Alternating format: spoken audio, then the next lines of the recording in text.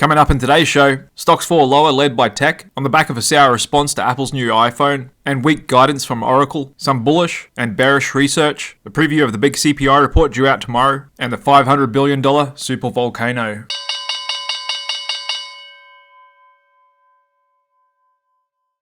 Hey, what's up guys? Welcome back to the Click Capital Daily Market Show. I hope you're doing well. My name's Jared. I'm going to run you through all the most important news data and charts from the markets today. And as you can see by the heat map here, it was tech that led the market lower today, with Oracle off more than 13%, Adobe down almost 4%, and even the big guys, Apple, Microsoft, Nvidia, Google, Amazon, and Tesla all finished the day lower. We did see a bit of strength across the financial space, and the winning sector today was once again energy stocks on the back of a strong crude price, which I'll get into later. So stick with me today. I got an interesting one for you guys. And before we get stuck into it, just a quick reminder that just for a few more days, you can get all 22 of my custom indicators for TradingView. A one-time fee of $237. That's more than 50% off the normal price. To take advantage of this special offer, just head over to my website, clickcapital.io/deal. I'll put the link to this page in the description below this video, and you'll get lifetime access to all 22 of my custom indicators that I've coded up over the last couple of years, and that includes my latest new indicator, dark pool percentage, which, judging by the amount of orders I've got in over the last day,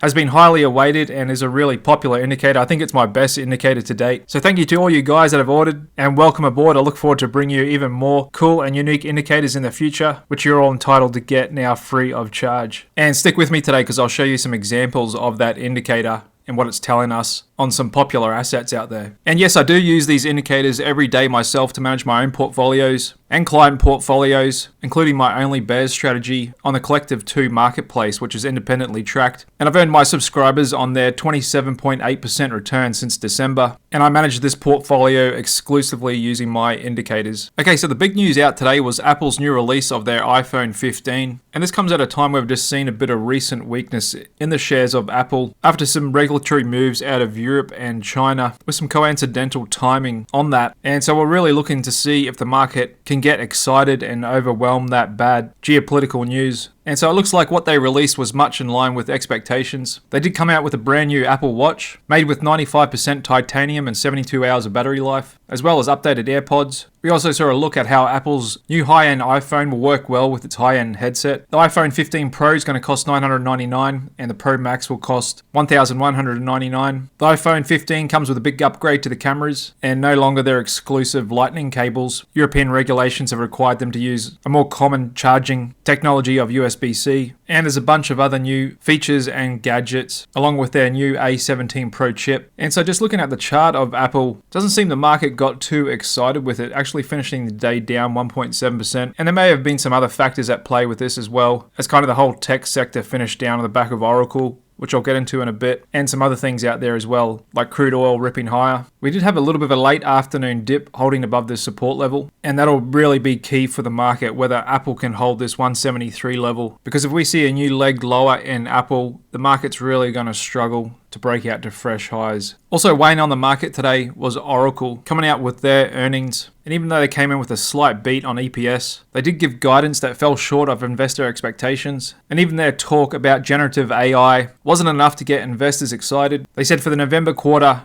they see revenue up 5 to 7%, but their cloud revenue is still growing really strong, around 30%. And just looking on my regular chart here, we can see the price was hammered today, finishing down over 13.5% on big volume. And the days leading up to this result, we were a bit technically overbought here. We can see that with my reversal signals indicator showing some down red arrows. And now we've flipped straight to technically oversold areas. We can see that on the DSI underneath the green line here. And just looking at my new dark pool percentage indicator, funnily enough, yesterday it only registered 38% of dark pool traders were buying, and looks like they may be doing a bit of a buy the dip here today, as the dark pool percentage came in at 56.54% in the bullish zone, as we can see shaded by the green area. So this is a pretty big stock in the market, 300 billion market cap. It's not as big as the other mega cap techs, but it's not too far behind them either. So this is another one we'll be watching and see whether it can defend this 109 area. And just going over some bullish research out there today, there's this chart from Bank of America showing there's a 5.6 trillion mountain of money that they're saying will help fuel a year-end rally for the stock market. And that's actually a record high amount of money in money market funds. We can see prior to that, the peak was in May 2020, just after COVID lockdowns at 4.79 trillion. And back in the March 2009 low in the S&P 500, it was at 3.91 trillion. And it's true, usually a lot of money on the sidelines can represent a lot of potential fuel for the stock market. However, we have to remember that all that money is earning the highest yield it has done in over 15 years, with most of it yielding north of 5%. And just like my optimal stock bond allocation indicator shows, for the first time since 2007, it's recommending a higher allocation to bonds relative to stocks. And that's because of what I've just said. You can easily find north of 5% yield with the safety of the US government as your counterparty. And that's versus a PE for a lot of stocks around 25-30, which is around a 3-4% earnings yield. So right now, most bonds are yielding more than most stocks. However, we've got others like popular hedge fund manager billionaire Bill Ackman saying don't bet against the economy just yet. He did say the crystal ball has clouded a bit in the last period. He goes on to say, I think these are unusual economic times, and perhaps we'll always say that, but I don't think. He said that even while most lower income people have burned through a lot of their COVID savings, he thinks the economy has yet to really see the impact from the big fiscal stimulus seen in recent years. He did note that with a third of federal debt due to get repriced over a relatively short period of time, interest expense will become a bigger part of the deficit that is not going to be a contributor to the economy. And we've got others out there like Walmart CEO saying that he's not worried about the economy as his stock hits all-time highs, and Walmart's probably in a better position than most other retailers because, like he said, if people are more value conscious, they will come their way. Bank of America is out with another piece today saying the stock market just flashed a bullish signal, indicating new 2023 highs are on the way. And that's constructive credit markets entering September support the case for bullish seasonality scenarios. And that's the corporate high yield spread hitting a new year-to-date low earlier this month. And that means bond investors are growing more comfortable buying risky debts. And it's true, markets are relatively calm and don't seem too worried. And we can see that in the chart of high-yield bonds versus treasuries, which has been trending up strongly the last couple of months. And high-yield bonds themselves holding up pretty well, trading in this sideways pattern almost all year now, and holding up a lot better versus long-dated treasuries, which have been in a downtrend. And talk starting to grow that the Fed may be done, with billionaire bond investor Jeffrey Gundlach saying the Fed is done raising rates and that the economy has enough weakness in it that as soon as the PCE, Personal Consumption Expenditures Index, drops under 4%, he thinks the Fed will signal to the market that they're done. However, over to some bearish research, which isn't hard to find these days, and that's US stocks are facing a triple threat that could lead to more losses, with one analyst saying the summer rally in stocks is succumbing to higher oil rates and a stronger dollar. Not to mention the interest repayments on student loans starting back up at a time when consumers have built up a record credit card debt in excess of $1 trillion with the highest rates in years. And that may be why hedge funds are bailing on the US consumer in a big way. With data showing over the last month, they've moved into consumer staples while selling consumer discretionary stocks. And according to Goldman Sachs, short sales have outpaced long buys by 1.4 to 1, led by increased shorting in hotels, restaurants and leisure, specialty retail and automobiles. And so the interest rate market is really sensitive to every new economic data report we get, because the Fed and the market itself doesn't know whether it's done yet.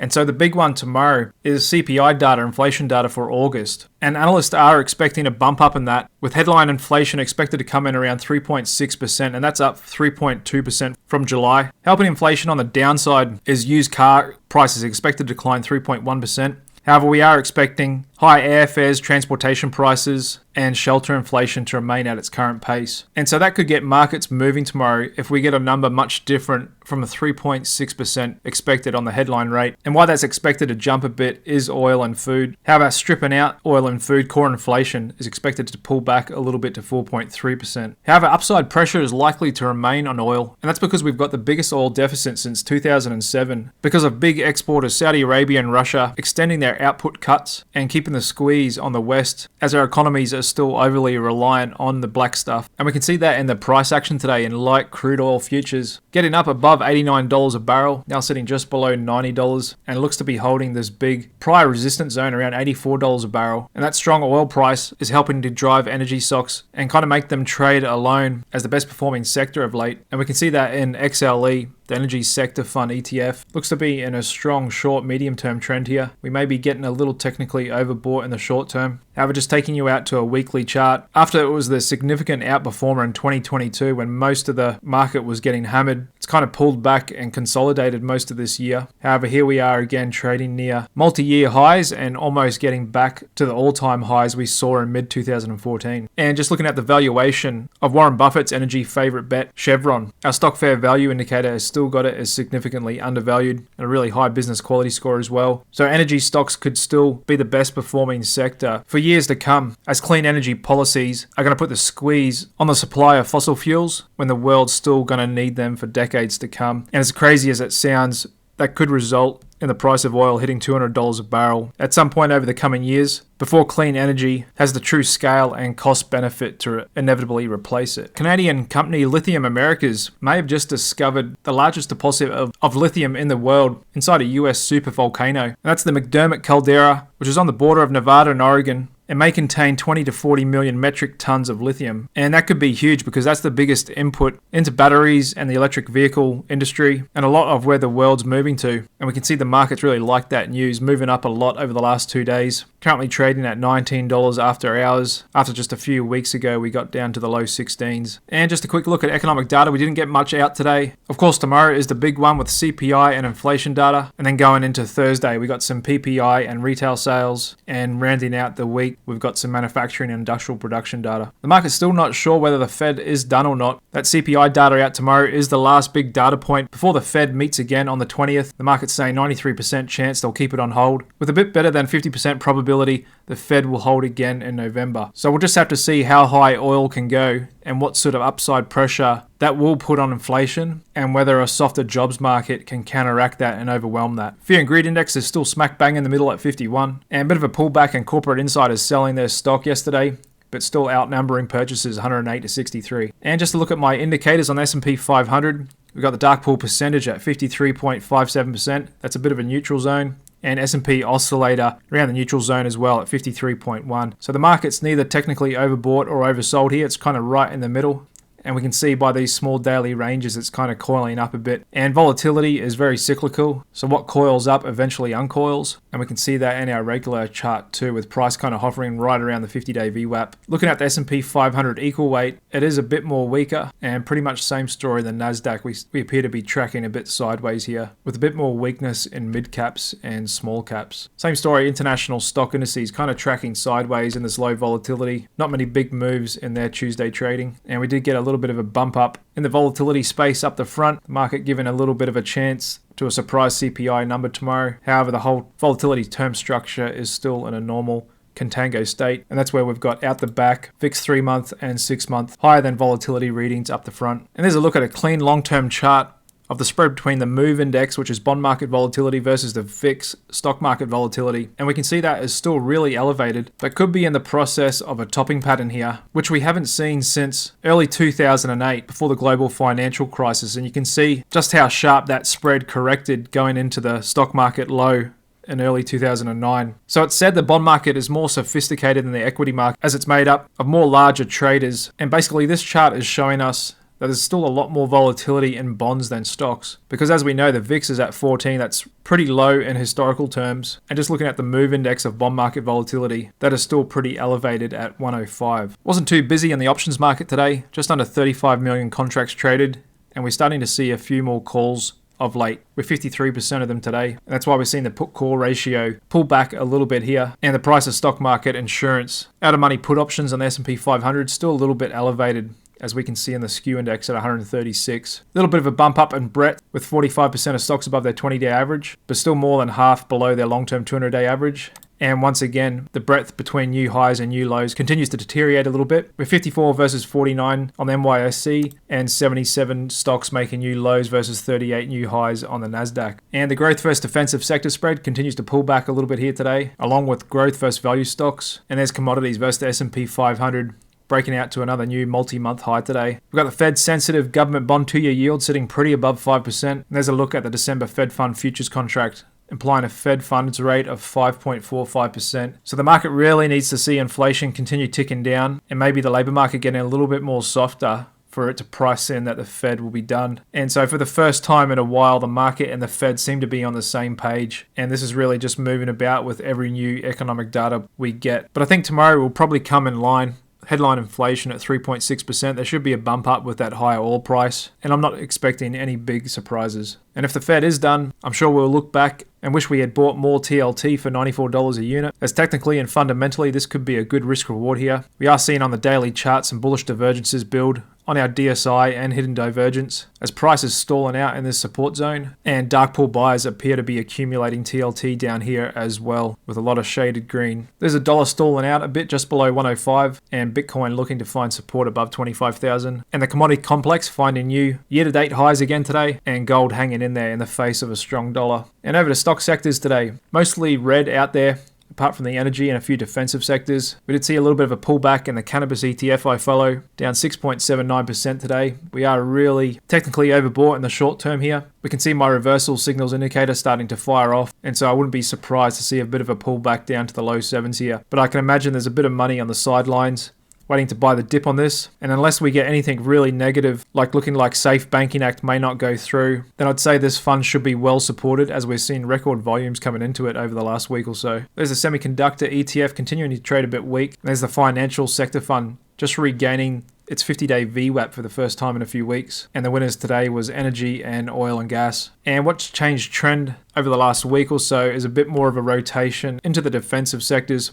As for the month of August, we really saw utilities come off pretty hard down to this technically oversold area. Then we've had a little bit of a bump here. So that's signs of a little bit of a defensive rotation maybe starting in the market. And there's Warren Buffett's company, Berkshire Hathaway, actually finding new all-time highs today. And another little bump up in JP Morgan at 1.3% today, as we did get a little bit technically oversold here. And dark pools have been doing a lot of accumulating in this stock over the last couple of weeks. All mega cap tech finished the day lower on the back of Apple and Oracle. There's Nvidia trading below its 50-day VWAP for the third day in a row now, and it hasn't managed to put more than 4 days below the 50-day VWAP all year. So momentum is definitely stalling out. We're getting some bearish divergences here. That big rejection from the $500 level. After a blowout earnings, it had every reason to run higher and still may get back up there. And just like Apple, this is a critical stock to the overall market. Sentiment and psychology. Apple and Nvidia break down. It's going to be really hard for the NASDAQ to break out. There's Tesla having a little bit of a pullback today after yesterday's rip, and just across the meme space. Was a little mixed, but there was a bit of green out there as well, especially in the EV makers and regional banks. Traded up a little bit again today with continued bounce up in the big guys, with some pretty bullish candlesticks on big volume, and along with energy and defensive sectors seem to be a bit of a bid there. Market seems to be coiling up a bit here on low volatility. We've got the big CPI data out tomorrow. Unless that comes in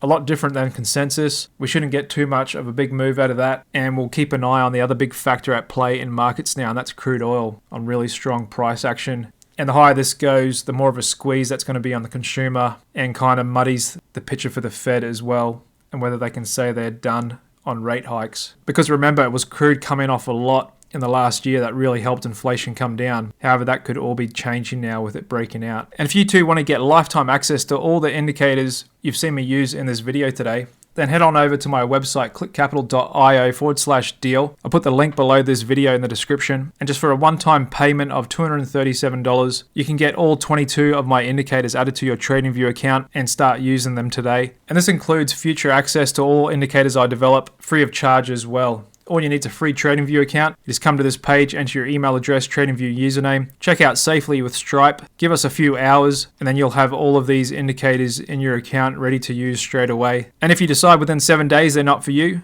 no problems at all, just send us an email and we'll issue you a full refund. However, after you start using them, you're very unlikely to do that. And like I said, this will be the last time I sell them for this cheap, $237. I think my new indicator dark pool percentage is worth that alone, but you also get all 22 of my indicators. And they're super easy to use and install, only takes a few minutes, and we offer ongoing customer support for anyone that's having any issues. So that's it for today. Thanks very much for tuning in, and make sure you come back to the Click Capital channel tomorrow as I'll dive into the CPI report and how the market's reacted to that. All right, guys, cheers.